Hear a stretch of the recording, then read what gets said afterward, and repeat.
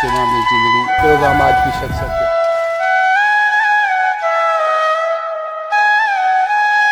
कोई ऐसा आपका कोई वाक़या? Death of my brother.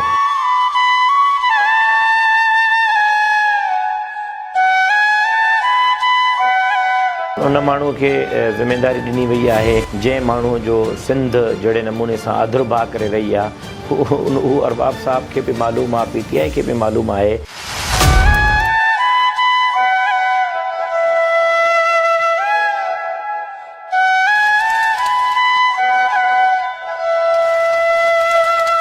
तो आपको अपना जहन और सब्र बहुत ज़रूरी है। उन रबाब जो हिन वक्त ताईं उहा न्याणी जेका आहे सो कोर्टुनि ऐं अदालतुनि जा पहिरें उघाड़े चकर थी काढे।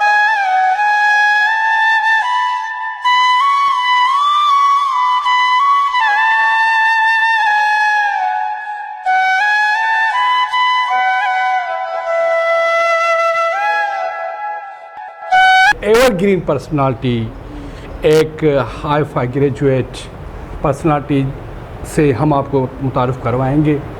शेरापुर की एक सोशल वर्कर पर्सनालिटी और अपनी कौम के सरदार भी हैं, सरदारज़ादा अब्दुल नबी थईम साहब आज हमारे प्रोग्राम में मेहमान हैं। चलते हैं सरदार की तरफ से और गुफ्तगू करेंगे कुछ करंट इश्यूज़, कुछ प्रोफाइल और इस माहौल के मुताबिक। सर अस्सलाम वालेकुम। वालेकुम सलाम। Sir welcome to my programme आज की शख्सियत। आपने अपना कीमती टाइम हमें दिया। अच्छा सर, फर्स्ट ऑफ ऑल हर बंदा चाहे वो शख्स हो या शख्सियत हो, दो पहलू होते हैं, एक होता है शख्स, एक होती है शख्सियत। उसका अपना एक ज़ाती बैकग्राउंड होता है फैमिलीज़ का, और दूसरा उसका अपना बचपन होता है। ये दोनों पहलू जो होते हैं ना वो किसी की लाइफ में बड़ी इमेजिनेशन के हिसाब से होते हैं। तो फर्स्ट ऑफ ऑल पहले आप अपने ख़ानदान का थोड़ा सा प्रोफाइल बताएं, और आप इस टाइम सरदार हैं तो इससे पहले कितने सरदार थे जो ये सिस्टम से तरफ रिलेशनशिप में थे? और बड़ी मेहरबानी आपकी जो आप मुझे अपना मौका दे रहे हैं जी सर। बोलने का आप आए हैं तो माशाल्लाह आपने सवाल भी ऐसा किया है। इंसान की पर्सनैलिटी बनने में तीन चीज़ों का सबसे बड़ा जो है ना असर है, उससे इंसान की पर्सनैलिटी बनती है। एक तो है आपका जो है ना अपनी परवरिश, घर की, बिल्कुल माँ की गोद और वालिद के और घर के माहौल से, वो आपको वहाँ पे क्या परवरिश मिलती है, ठीक है। एक है आपका जीन, जेनेटिकली, बिल्कुल जो आपके पेरेंट्स की और उसकी जो नेचर है कुदरती और जो उनमें टैलेंट्स हैं, जो उनमें खूबियाँ हैं, तो वो एक सबसे पहला तो जेनेटिकली आता है। फिर आपके वालिद, आपकी वालदा, घर का माहौल, आपका वो ट्रेंड क्या करता है। तीसरा होता है आपका स्कूल, जहाँ पे आपके टीचर्स वो टीचर का किरदार है कि वहाँ पे आपको टीचर कितने अच्छे मिलते हैं, उन्होंने आपको कितना ट्रेंड किया है। इन ये तीन चीज़ें इंसान की शख्सियत और पर्सनैलिटी बनाते हैं। इससे एक कंप्लीट एक इंसान मिलता है। इनमें जहाँ कहीं भी कोताही होती है तो फिर वो उसके कैरेक्टर में रिफ्लेक्ट होती है।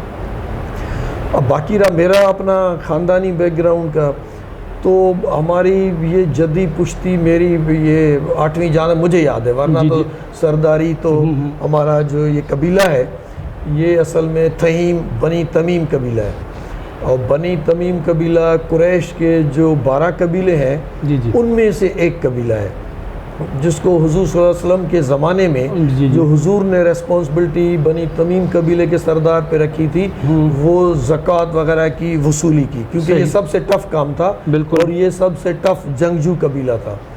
तो वो उनसे वसूली और वहाँ पे खून बहाव वगैरह जो फ़ैसले होते थे, खून बहाव का जुर्माना वसूल करने का टाइमली जाकर लेना, ये इस कबीले की रेस्पॉन्सिबिलिटी। फिर यहाँ जो बनी तमीम कबीला आया हिंदुस्तान, पाकिस्तान में, सिंध में, तो ये मोहम्मद बिन कासिम के साथ आया। मोहम्मद बिन कासिम ने जो फ़तेह की तो उसके साथ उसके फ़ौज में लश्कर में सरदार थईम भी सरदार था जो अपने कबीले को लीड कर रहा था, सरबराही कर रहा था, इस तरह से आया। तो 300 साल उनकी हुकूमत सिंध में रही है, जिनमें अरबों की अरब्स में, जिसमें 5 जो गवर्नर हैं सिंध के वो बनु तमीम के हैं। तो इस तरह से ये सिलसिला चलता चलता आया। तो हम लोगों में फिर जो सरदार हैं, जहाँ जो मुझे याद है, मैं अपने बड़ों से जो पूछ सका, तो एक सरदार सखीरा है, सरदार भाई खान है, सरदार शेर मोहम्मद है, अपना फिर सरदार शेरदिल खान है, फिर सरदार अब्दुल नबी है, फिर सरदार शेरदिल खान है, फिर अब्दुल नबी है। अच्छा, तो इस तरह से ये सारा हमारा सरदारी सिलसिला और कबीला चलता आया। अच्छा, और इसमें बीच में ये भी करूं कि हमारी यहाँ पर जो प्रॉपर्टीज़, मिल्कियतें और ये रतो देरो और उसके करीब रखन एरिया, उसके करीब शिकारपुर में बीच में मेन हाईवे पे बोही के कुब्बे आते हैं जो, हाँ बिल्कुल बोही के कुब्बे आपने देखे, ये भी थईमों के हैं। अच्छा, ये कलोड़ ज़माने के हैं। उस वक्त ये तुर्खान अरगूनों से जंग में या शहीद हुए, तो यहाँ पर ये उनके हैं। तो ये इस तरह से हमारा सिलसिला है। अंग्रेज़ों से हमें थईमों को कोई जागीर, कोई प्रॉपर्टी अलॉट नहीं है। ये हमारी जो भी है उस ज़माने से अपनी जदी पुश्ती है। अच्छा सर, दूसरी बात ये कि जो एक बंदा होता है अपने थॉट, अपनी सोच से चलता है। ख़ानदान का यही पहलू होता है कि भाई अब आप सरदारी का सिस्टम संभालो। एक होता है कि नहीं, मुझे सरदारी का सिस्टम नहीं संभाला, मेरे खुद जो अपने लक्ष्य हैं, अपने ख्वाब हैं, मुझे उसी तरफ जाना है। तो क्या ये सिस्टम आपके साथ हुआ? नहीं, ये सिस्टम नहीं हुआ। अच्छा, इसलिए कि सरदारी घर है, सरदार उसमें वालिद के साथ जो औलाद होती है वो डेफिनेटली उसका हाथ बटाती है, क्योंकि इतना कबीला है, उस कबीले के जितने मसले मसाइल हैं वो डेली बेस पे समझेंगे वो सरदार सुन रहा होता है। मुझे वालिद साहब ने एजुकेशन दी जब मैं छोटा था। जी। तो मैं ऐसे समझें कि मैं क्लास 6 से पब्लिक स्कूल हैदराबाद गया। उससे पहले क्लास 5 तक मैं जैकोबाद के वो kindergarten, KG school, English medium था, उसमें पढ़ा। तो रिश्तेदारों ने मेरे वालिद को और मेरी वालदा को मना किया। अच्छा, बोले आप सरदार हो, आपके पास इतना पैसा है, ज़मीनें हैं, आपको क्या ज़रूरत है बेटे को? हाँ। और फिर अकेला बेटा, मेरा और कोई भाई भी नहीं। अच्छा, हाँ, तो इतना बेटा, वो 4-5 बहनों के बाद पैदा हुआ है। हाँ। तो लाडला, बिल्कुल। तो भाई ये इसको आप ना भेजो। मेरे वालिद और वालदा ने कहा, दोनों ने कहा नहीं, चाहे हम ये तकलीफ़, ये मोहब्बत वाली हम अपने दिल को समझा लेंगे, लेकिन हम बेटे को अच्छी तालीम और तरबियत दिलाएंगे। अच्छा सर, ये चीज़ समझ आ रही है कि इस इलाके में बहुत सारे और भी सरदार हैं, बहुत सारे और भी सरदार हैं, लेकिन आपका जो सरदारी निज़ाम है वो हाई फाई एजुकेटेड है। तो उन सरदारों में और आप में थोड़ा सा डिफरेंट है। कुछ वो चीज़ें हैं जो हमारे सिंध में नहीं होती, वो मैं आपको डिक्लेयर करना ज़रूरी नहीं समझता, लेकिन समझते। तो क्या उन लोगों को भी ये ऐसा होना चाहिए? देखें, मैं और किसी के बारे में क्या कहूँ, मुझे कहना भी नहीं चाहिए। हर एक का अपना अपना एक रोल है।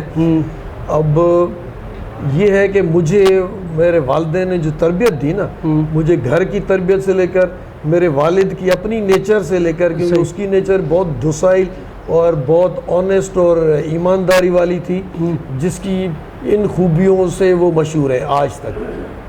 तो मुझे भी कुदरत ने वो दी, फिर तालीम भी दी। तालीम से तरबियत, जैसे मैंने कहा ना टीचर, मुझे अल्लाह ने उसका शुक्रगुजार हूँ, और अपने वालिदैन का। मुझे education public school Hyderabad 70s में, ये इस वक्त सिंध के बेहतरीन जो 1-2 स्कूल्स थे उनमें था। फिर पब्लिक स्कूल हैदराबाद में 2 साल 6-7 पढ़ा, 8 से इंटर तक कैड कॉलेज पिटारो में पढ़ा। कैड कॉलेज पिटारो पूरे पाकिस्तान के पब्लिक स्कूल पूरे पाकिस्तान बेहतरीन कॉलेजेस में था। फिर मैं NED में पढ़ा, बहरान में भी पढ़ा। तो असल ये तरबियत इसने मुझे नॉलेज, समझदारी कि भाई मैं सरदारी निज़ाम को, ट्राइबल कल्चरल वैल्यूज़ को और मॉडर्न अप्रोच को, इन दोनों को मैं साथ लेकर चलने का मैंने जो है ना ये वो कर रहा हूँ। अच्छा सर, एक इम्पॉर्टेंट सवाल है, एक इम्पॉर्टेंट सवाल। पहले जो भी सरदार होते थे तो एक रस्मी चीज़ें होती थी एक जैसे समझे कि हमारे एक सिस्टम के हिसाब से बहुत सारी एक एंटरटेनमेंट की चीज़ें होती थी, जैसे कि गाड़ी की रेस हो गई, और हमारे सिंधी में जैसे उसे कहते हैं कि बैलगाड़ी वाली रस्में हो गई, या ये हमारे रेशो और कुत्तों वाले सारे सिस्टम हो गए। पहले सारे बहुत से इन लोगों में ये शौक़ रखते थे। तो अब वो चीज़, सकाफ़त वाली चीज़ थोड़ी कम हो गई है। इसका क्या तरीक़ेकार है कि चीज़ें क्यों कम हो गई हैं सरदारों के हिसाब से? हाँ, एग्जैक्टली ये मैं ख़ुद भी इस पे सोचता हूँ और अफसोस करता हूँ। ठीक है, इसकी वजह मैं आपको बताऊँ। इसकी वजह हमारे नौजवान की अर्बनाइजेशन, जी, और हमारे नौजवान की अपने कल्चर के बारे में पॉजिटिव सोच रखने के बजाय नेगेटिव सोच रखना। हाँ। क्योंकि कोई जो ज़मींदार बैल की रेस करवाता था, बिल्कुल अभी भी करवाता, तो सारा उसके खिलाफ प्रोपेगेंडा नेगेटिव के साथ। अरे यार देखो ये देखो कैसा ज़मींदार है, ये सरदार है, इसका तो और कोई काम नहीं है, ये सिर्फ बैलों की रेस में लगा हुआ है, और ये तो फलाने ये कुत्ते पालता है, ये रीछों की जो है ना ये लड़ाई करवाता है, ये कुत्ते और ये सुअर की ये बिल्कुल। हालांकि ये स्पोर्ट्स है, बिल्कुल, लेकिन हर कल्चर की मल मलाकड़ा होते हैं, ये एक स्पोर्ट्स है। दुनिया की हर कौम की, हर कल्चर की अपनी स्पोर्ट्स होती हैं। बुल रेस है स्पेन में, कितनी खतरनाक है। अगर ये इधर सिंधी कोई वडेरा सरदार करा रहा होता, उस पर भी क्रिटिसाइज कर रहा होता, देखो बैल पीछे है, बंदे को मार रहा है। मैं उसमें नौजवान हमारा जो अर्बनाइज हो गया ना, तो हमारे कल्चर से हट के दूसरे कल्चर उसमें मिक्स हो गया, उसने अडॉप्ट किया, तो उसने फैशन के तौर पर अपने ज़मींदार, अपने सरदार, अपने कल्चर निज़ाम को उसने क्रिटिसाइज करना शुरू कर दिया। तो उसमें जो बंदा ये शौक रखता था, अब हर जगह जब नेगेटिव हो ना तो वो डिस्करेज होने लगा। बिल्कुल ऐसा ही होता है। तो ये सिर्फ वो हुआ, तो उन्होंने अपनी कल्चरल चीज़ों को ख़त्म कर रहे हैं, ये इनको पता नहीं लग रहा। ये वो जैसे कहते हैं ना अनइंटेंशनली, बिल्कुल विदाउट नोइंग, और एक वो नासमझी की वजह से ये नेगेटिव प्रोपेगेंडा चीज़ें वो। हालांकि वो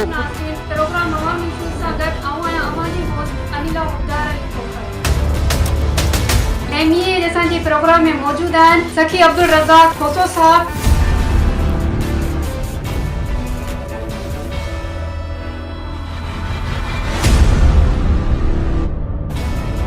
कंटिन्यू बारिश जो सिलसिलो हलियो आहे, सदाकोट जे अंदर केतिरी तबाही आंदी आहे या केतिरा घर हितां बेमुतासिर थिया आहिनि। इस्लामाबाद में बोर्ड जे ऐं असांजे हिन बारिश जी जेका तबाही आई आहे, इन बारिश दौरान केतिरा घर मुतासिर थिया आहिनि या केतिरो जैकमाबाद खे नुक़सानु पहुतो आहे? बारिश तमामु हद खां ज़्यादा हो, तवका खां। जेके असांजा वाटर कोर्स हुया, सिम शाफ्ट असांखे आहे बि कोन जैकमाबाद खे। जैकमाबाद सिटी बारिश जे करे ऐं इन जेके असांजे फ्लड जो माहौल हलियो, इन जे करे 100 साल पोइते हली वई। बिल्कुलु जैकमाबाद में पूरो सिंध, बलूचिस्तान जा जेके इलाइक़ा आहिनि, जितां पाणी आयो आहे, जिन्हनि शहरनि में सोबतपुर डिस्ट्रिक्ट तव्हां ॾिसो। अच्छा सर, ये जेको बारिश जे करे किनो पाणी भीजी विया ऐं जेके बीमारी फैलिजी वयूं, इन जे लाइ गवर्नमेंट को उपाय वरितो आहे या कंहिंजो तव्हां सां ताउन मेडिकल जे हवाले सां? कराची को के दोस्त आया, हिकिड़े ॾींहं जे लाइ ट्रीटमेंट करे हलिया विया।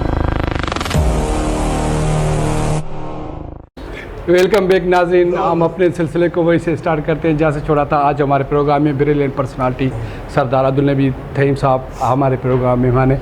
अच्छा सर, चलते हैं थोड़ा सा करंट इश्यूज़ की तरफ, क्योंकि हमारे पाकिस्तान में बहुत सारे मसाइल सामने आ गए हैं। किन का जिक्र करके किन का करें? आप मुझे ये बताएं कि ये जो पाकिस्तान की मैशत ज़ीरो लेवल पे आ चुकी है, इसका ज़िम्मेवार कौन है? सिंध गवर्नमेंट या वफाक गवर्नमेंट?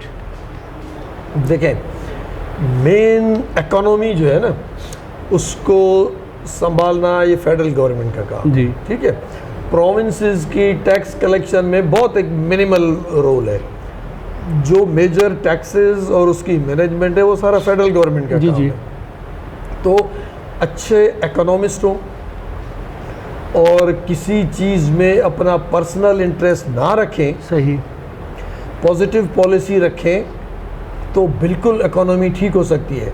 लेकिन जितनी ख़राब हो चुकी है, जितनी नीचे जा चुकी है, ये कोई इतना जल्दी भी ऊपर नहीं उठेगी। सही, ठीक है, इसमें कुछ टाइम लगेगा, लेकिन टाइम में भी बेहतर तब होगी कि जब आप उसको अभी से सही ट्रैक पे डालेंगे तो तब इम्प्रूव होगी ना जी।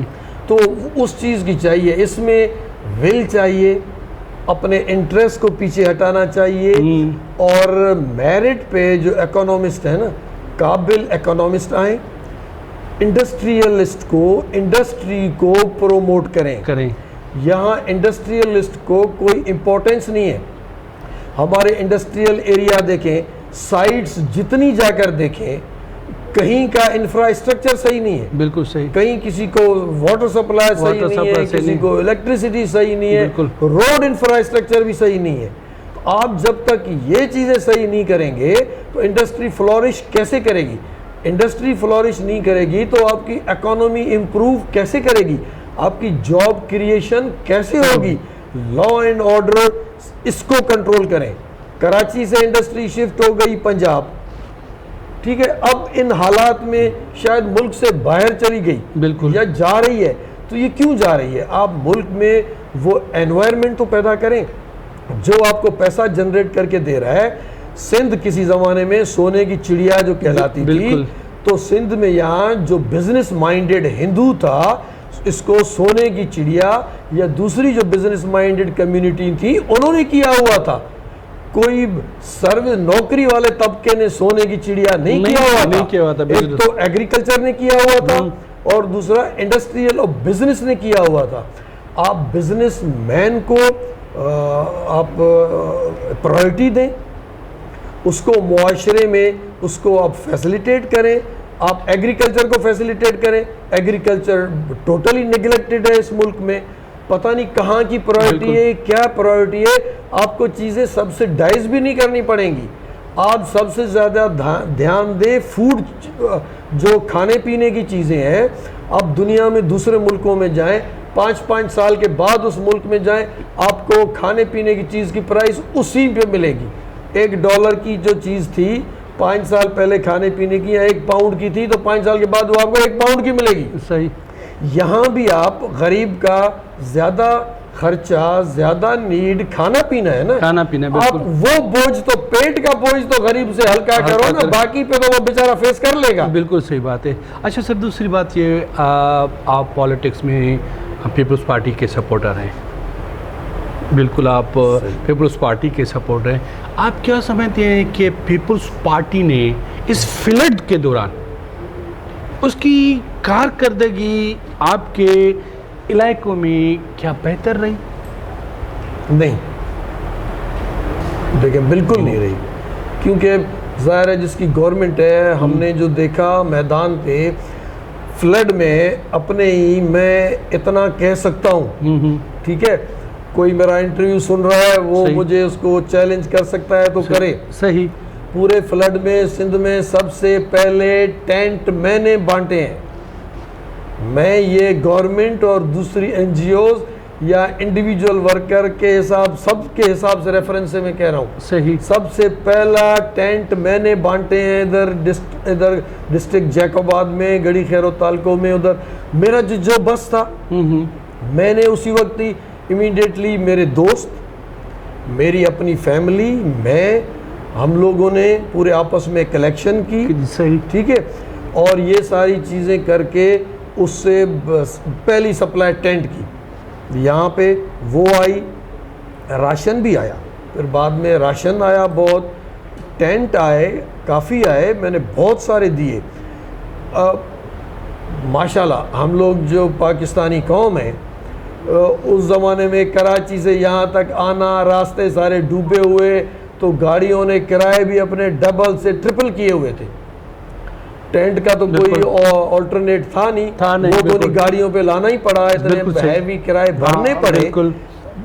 लेकिन राशन का फिर कुछ आया, फिर यही फैसला हुआ कि यार यहाँ पे राशन हम खुद जैकोबाद से लेकर मैं बनवाऊँ बैग।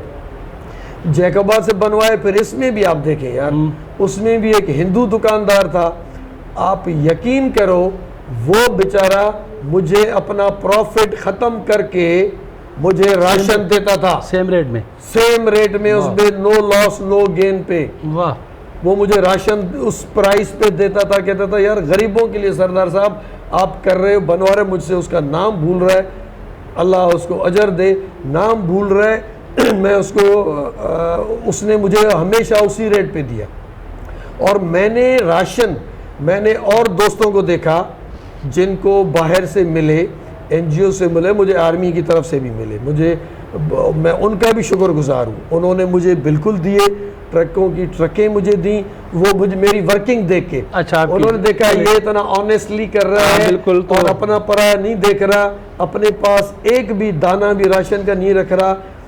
ये मेरे साथ बेचारे वर्कर, इनको भी मैं बाद में देता था। गरीब, ये भी गरीब है ना, इधर इनके भी सारे डूबे हुए थे जिनसे मैं काम कर रहा था, राशन इकट्ठे होने थे, कहीं से मिक्स आ रहा था, बांटने में उनको भी मैं बाद में देता था। मैंने गाँवों की खुद लिस्टें बनाई, हर एक को बुला के खुद देखता था, एक गांव के किसी इस तरह से भी नहीं देता था कि भाई ये ले जाओ, ये तुम्हारे गांव में 30 लोग हैं तो ये 30 का राशन ले जाओ, मुझे ये भरोसा नहीं आता था। सही, आप खुद भाई ये है, ऐसे ना हो कि ये खुद 10 खुद रख ले, 30 में से 5 रख ले, बाकी उधर दे। नाम, शनाख्ती कार्ड खुद बंदों को जाके या इधर बुला के अपने नाम से उनको देता था, इस तरह से ले जाते थे। फिर फौजियों ने भी इस तरह से मैनेज करके, तो इस पूरे दौरान फिर चाहे पीरियड गुजर गया, शायद मैंने लोकल अपने एडमिनिस्ट्रेशन को कहा भी, सही, लेकिन एक धेला भी, एक पाव का भी गवर्नमेंट की तरफ से मुझे तो नहीं मिला। अच्छा, बाकी और किसी को मिला हो, कहीं मिला हो, उसका मैं नहीं कह सकता। हमारे इधर एरिया में जो मेरे जानने वाले पूरे रीजन में जहाँ तक हैं, मेरे जानने वाले किसी ने मुझे नहीं कहा कि ये हमें गवर्नमेंट से मिला। अच्छा, आप क्या समझते हैं कि ये इन सारे नुकसान को रिकवर कर पाएंगे? क्या थोड़ा सा रिलीफ इन गरीबों को अब दे पाएंगे? मुझे नहीं लगता। गरीबों का जो नुकसान हुआ है, बिल्कुल, ठीक है, अभी जो स्कीम आप देखें ना, मिसमैनेजमेंट का एक तो इतना है, राशन का खाने पीने का जिम्मा भाई अल्लाह ने लिया, बिल्कुल, रिज्क वो देगा, वो तो मेरे मालिक की देन है। अब जब सैलाब तूफान आते हैं, पूरी दुनिया मिलके इतने चंदे दे रही होती है, हाँ, तो गरीब को 2 वक्त का खाना भी नहीं मिल रहा है, ठीक है।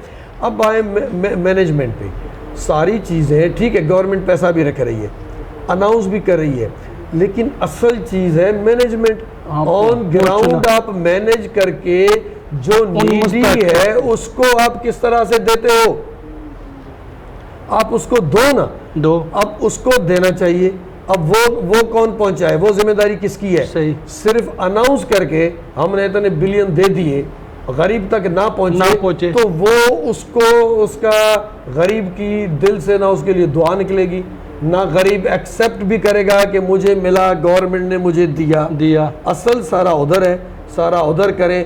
मुझे तो यहाँ तक भी पता है गरीबों को के साथ इस तरह से भी हो रहा है कि काफ़ी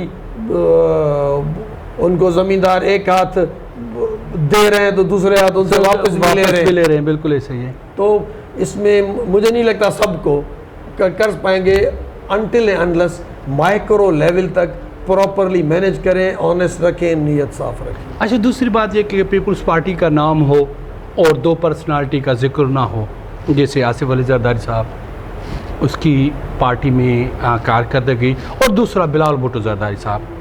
अब गरीब की पूरी नज़रें बिलाल भुट्टो जरदारी साहब हैं, तो आप क्या समझते हैं कि क्या वो मोहतरमा वाला खाल बिलाल साहब भी पूरा कर पाएगा, या आसिफ अली जरदारी साहब की पार्टी में कैसी उसकी एक्टिविटी रही है? देखिए, बिलावल साहब में बिल्कुल फुल टैलेंट है, उसकी अपनी ब्रॉटअप है, जैसे मैंने आपको कहा ना, एक तो जेनेटिकली ब्रॉटअप और एजुकेशन, उसमें तीनों के तीनों माशाल्लाह अपने हाई लेवल के हैं। एजुकेशन उसकी देखें ऑक्सफोर्ड की, इंग्लैंड की, ब्रॉटअप उसका बेनज़ीर साहिबा की जो है ना, अपने घराने में उसकी गोद में परवरिश, बिल्कुल उसकी दानाई। आसिफ जरदारी साहब की भी दानाई माशाल्लाह पूरा मुल्क मानता है। एक जरदारी सब पे भारी। तो माशाल्लाह उसकी इंटेलिजेंस तो बाकी बिलावल साहब कामयाब कैसे नहीं होगा। अब भी देखें एज अ फॉरेन मिनिस्टर भी उसने अपने खर्चे पे सारे मुल्कों के दौरे भी किए, अपने मुल्क की उसमें उसने अपने उधर अपनी परफॉर्मेंस और अपने ताल्लुकात जो जिनमें कहीं गैप था वो उसने फिल करने की पूरी कोशिश की, अपनी उसमें उसकी ट्रेनिंग भी हुई। तो माशाल्लाह भी इस ट्रेंड आप उसका बात करना देखें। अच्छा सर, आपको अपनी पूरी लाइफ में दोस्त ज़्यादा मिले कि दुश्मन? या मुझे अपनी लाइफ में, पूरी लाइफ में, हाँ, मुखालिफ और दुश्मन काफ़ी मिले। अच्छा। लेकिन जो दोस्त, मेरी एक नेचर है, इसमें भी कुदरत का मुझ पे करम है। नेगेटिव आदमी के वो वाइब सिग्नल्स मुझे आ जाते हैं, अल्लाह दे देता है। हाँ, तो ये कि उसके साथ मेरी लगती ही नहीं है। स्कूल के ज़माने से ही वो नेगेटिव बंदे के साथ मेरी दोस्ती ही नहीं होगी, उससे दूर हो जाता हूँ। जो मेरे दोस्त हैं अल्लाह ने दिए हैं ना, वो भी बड़े मुझे सिंसियर, वफादार, जानिसार और बेहतरीन दिए। और दुश्मन भी बहुत है। मैं फिर जिस पोस्ट पे हूँ, आदमी सरदारी पे है, ये हुक्मरानी है, बिल्कुल ये हुक्मरानी है, बिल्कुल। उस पे आदमी बैठता है तो उसमें बहुत से एस्पायरेंट और बहुत से दुश्मन पैदा होते हैं। लेकिन शुक्र है मैं किसी के साथ लड़ता नहीं हूँ। मेरे वालिद और हमारे ज़माने से हमारा एक जुमला है, तो बाबा होने की नियत था, बिल्कुल ऐसे हमारे सिंधी नियत कहते हैं ना। हाँ, नियत कि यानी उसको नियत पे, अल्लाह पे छोड़ते हैं कि भाई तेरी नेगेटिविटी, बदनीयती का मेरे साथ जो भी करते हो वो अल्लाह तुमसे, मेरी तरफ से अल्लाह बदला लेगा, मैं तुमसे बदला नहीं लूँगा। मैं सबके साथ तो पॉजिटिव। फिर कौमी सरदार का आपको बताऊं रोल, सरदार में बर्दाश्त करने की भी खूबी आला होनी चाहिए। बिल्कुल। इतना कबीला संभाल रहे होते हैं, हर एक हमारी रेस्पेक्ट पे जहान चल रहा होता है, हमारा गन पॉइंट पे नहीं चल रहा होता। गन पे नहीं। जो नेगेटिव प्रोपेगेंडा करते हैं ना, हमारा गन पॉइंट पे नहीं, रेस्पेक्ट पे चल रहा होता है। हमें अपना कबीला अपने जिस तरह वालिदैन की इज़्ज़त करता है उस तरह से हमारी इज़्ज़त करते हैं, उस तरह से हमें समझते हैं। तो कभी कभी कोई अपना बच्चा भी, औलाद भी अपने माँ बाप के साथ कभी गुस्सा कर जाता है, कभी नाराज़ हो जाता है, तो मैं भी उसको उसी तरह से भी देखता हूँ। अच्छा। कभी वो हो गया, नाराज़ भी हो गया, कभी कुछ गुस्से में कह भी गया, तो बाबा खैर है, अपना है, बच्चा है, आखिर वो मुझे नहीं कहेगा तो किसको कहेगा। अच्छा। तो इस लिहाज से उसका भी मैं दिल में इतना नहीं करता हूँ, किसी का नहीं, वो दरगुजर भी कर देते हैं। तो इस तरह से मेरी नेचर ये है। अच्छा सर, कोई एक ऐसा शख्स आपकी लाइफ में जिसने आपने उस पर मेहनत की हो और वो आपको ज़िंदगी भर का ज़ख्म दे गया हो, और एक वो शख्स जो आपकी लाइफ का बेमिसाल पर्सन बन गया हो? यार ये बिल्कुल है, ये ज़िंदगी ऐसा तजर्बा किसी को ना दे, ख़ास तौर पे जो करते धरते हैं, किसी पोजीशन पे हैं, उनको ये सबक मिलते हैं। बिल्कुल ऐसे लोग हैं जिनके लिए इतनी मतलब पर्सनल एफर्ट किए, हाँ। इतना उनके लिए किया और उन्होंने धोखा दिया। कोई वफादार निकला तो ऐसा निकला शायद उस के लिए कभी कुछ न किया हो और वो कमाल का वफादार निकल पड़ा। ये हर चीज़ में देखा, ये अपनी कौम में भी देखा, बिल्कुल, ये अपने दोस्तों में भी देखा, और ये अपने नौकर चाकर में भी देखा। अच्छा। ये कि हमें ऐसी जगहों से मिले हैं। अच्छा सर, लास्ट सवाल मेरा, एक ऐसा सवाल कि आप किसी बंदे के लिए बेहतर करना चाहते हो और वो आपकी बात ना मानता हो, हाँ। और आपको एक गुस्से की टर्म्स एंड कंडीशन में आ जाते हो, तो उसी टाइम आपका एक्ट क्या होता है, अपने आप पर या उस पर? यार ये भी बेहतरीन बात, बिल्कुल पब्लिक डीलिंग है ये है। मेरी जो नेचर है, जिस तरह से आपने देखा, तो मैं कौम वाले आते हैं उनको सही रास्ता आप दिखा वो समझते नहीं, सही विजन वो समझते नहीं है, हाँ ठीक है, वो बिल्कुल नहीं समझते, तो गुस्सा आता है यार, बिल्कुल गुस्सा भी आता है, अफसोस भी होता है। उसको सजा देते हो खुद को? नहीं, सजा नहीं देता, उसमें मुझे दुख बड़ा होता है कि यार मैं इसके साथ कितना सिंसेरी के साथ कर रहा हूँ और ये मुझे कितना नेगेटिव ले रहा है। ये समझ नहीं पा रहा, मैं इसको इतना वो कर रहा हूँ। फिर मैं सोचता हूँ यार ये काम शायद पॉलिटिशियन को करना चाहिए, क्योंकि सारी कौम को हो ना जी। मैं इसमें मुझे मिला नेगेटिव, मुझे इसमें मिला। एक मिसाल आपको देता हूँ। सही, मेरे पास कौम वाले आते हैं सारे, सही नौकरी चाहिए, नौकरी चाहिए, नौकरी चाहिए, ठीक है। अब मैं चीफ मिनिस्टर तो हूँ नहीं, बिल्कुल, मैं गवर्नर तो हूँ नहीं, हाँ। तो मैं इतनी नौकरियां दे सकूं, हाँ। भाई आप एफर्ट करो, लेकिन रुझान सारे मुल्क का सिफारिश है, बिल्कुल, ठीक है, एफर्ट वाली बात ही नहीं है। तो एफर्ट का उसको क्या कहूँ, वो तो कह भी नहीं सकता, हाँ। वो तो सीधा सीधा लगता है कि मैं उसमें गलत कह रहा हूँ। मैं उनको ये कहता हूँ कि यार आप लोग इतना छोड़ के जा रहे हो, गांव छोड़ के जा रहे हो, हर जगह जा रहे हो, आपकी सारी रोजी रिज़्क पैसा इधर है, बिल्कुल, मवेशी पालो, भैंस पालो, गाय पालो, दूध बेचो, हर सालाना एक महीने में या एक साल में 2-4 जानवर बेचो, एक 2-2 लाख का जाएगा, बिल्कुल, तो तुम्हारे गरीब के लिए कितना आमदनी हो गई, बिल्कुल। तुम दूध बेचो, तुम्हारे लिए कितनी हो गई, दूध से तुम अपना मक्खन बनाओ, बिल्कुल। ये डालडा, गरीब आदमियों, ये मैं उनको लेक्चर देता हूँ, गरीब आदमियों तुम्हारी प्रायोरिटी है सस्ती चीज़। बाजार में जब सस्ती लेने जाते हो तो सबसे नुकसानदेह सस्ती चीज़ घी है, वो नकली 2 नंबर मिलता है। आप में जितनी बीमारियां हैं वो 2 नंबर नकली चीज़ें की वजह से, मिर्च की जगह पिसी हुई ईंटें मिलती हैं, बिल्कुल, पत्ती की जगह चनों के छिलके मिलते हैं, चलो, और हैजर्डस चीज़ें मिलती हैं, इनको छोड़ो, भैंस असली दूध करो, असली मक्खन नुकसानकार नहीं है। आप ज़मीन में काम करते हो, अपना मक्खन, अपना दूध, तो तुम्हारे घर का कितना, तुम्हारी इनकम, तुम्हारा खर्चा रिड्यूस हुआ, बिल्कुल। तुम्हारी ये चीज़ें करो, दूध बेचो आधा, फिर सच्चा मक्खन बेचो, वो महंगा है। मैं पंजाब में थईमों में जाता हूँ तो वो सुबह नाश्ते में हर जगह इतना गिलास लस्सी, इतना मक्खन वो कर रहे होते हैं जो सिंध से ज़्यादा पढ़े लिखे भी हैं, बिल्कुल ऐसे। तो आपका बच्चा अगर मैट्रिक पढ़ जाता है या 8th क्लास में पढ़ जाए तो सिंधी उसको जो है ना ज़मीन में काम करने नहीं छोड़ता, तो मेरा बच्चा पढ़ गया, अब ये ज़मीन में काम नहीं करेगा। ये चीज़ें जब उनको लेक्चर देता हूँ ना, तो आगे से, अब सामने तो नहीं कहते, पीठ पीछे जाके सरदार साहब के पास जाते हैं नौकरी के लिए, ये हमें लेक्चर देता है कि जाओ ये धंधा करो, हाँ। और वो नेगेटिवली कहते हैं, वो नहीं चाहता कि हम आगे यार नौकरी सिफारिश वाली कौन सा सियासतदान इनको कमिश्नर लगाएगा, एसपी लगाएगा, नहीं लग सकता, वो उनको पटेवाला लगाएगा, हाँ। पटेवाला लगाएगा, क्लर्क लगाएगा ना। खुद पढ़ेंगे, मेहनत करेंगे, कमीशन देंगे तो जाकर अफसर बनेंगे ना, वो उनको समझ नहीं आती। तो इन चीज़ों में फिर मुझे दुख होता है, यार मैं किन के साथ मतामारी कर रहा हूँ, ये तो उल्टा मुझे ही नेगेटिव ले रहे हैं कि यार ये तो आदमी हमें गलत रास्ता ये दिखा रहा है। अच्छा सर, क्या करें? तो कौम को इतना नेगेटिविटी आ गई है, बिल्कुल, कि वो एक आदमी की पॉजिटिव चीज़ सुनने को तैयार नहीं है।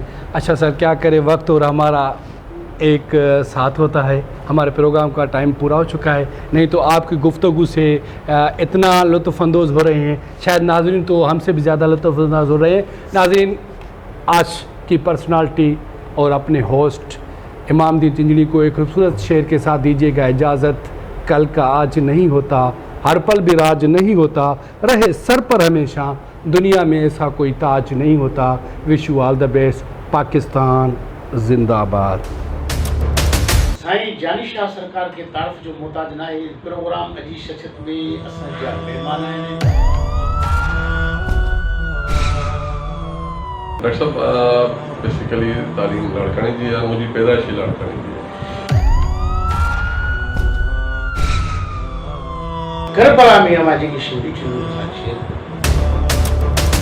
करबला इस्लाम जो बुनियाद है, करबला इंसानियत जो बुनियाद है, करबला गैरत जो मरकज़ है।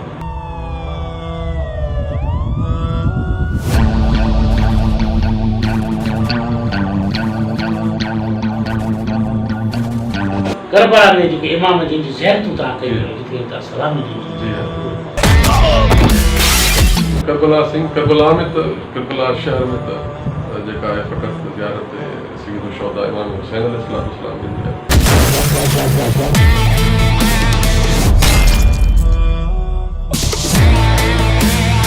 साईं जानिशा सरकार मां अचां पियो ख़ासि करे त मुहर्रमुल हराम जो महीनो तमामु फज़ीलत भरियो महीनो आहे पहिरीं खां ॾहीं वर्म ताईं ॾिसो सईद शुहदा जो या मोहम्मद वाले मोहम्मद जे लाइ हिन जा फ़ज़ाइल हिन जा मसाइब पूरी काइनात जे वजूद जा असबाब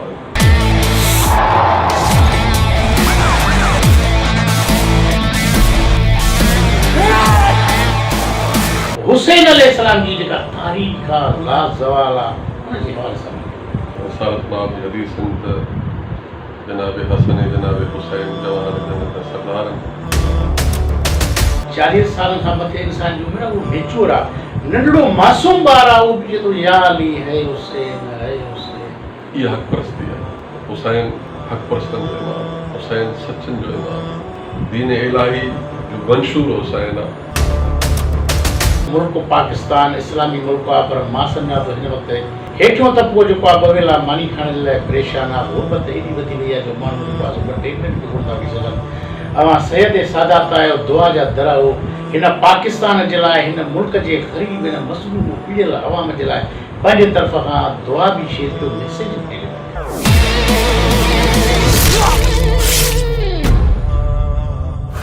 हर वक़्तु दुआ कयूं असां सभु गॾिजी हिन मुल्क जी बका जी ख़ातिर ऐं हिन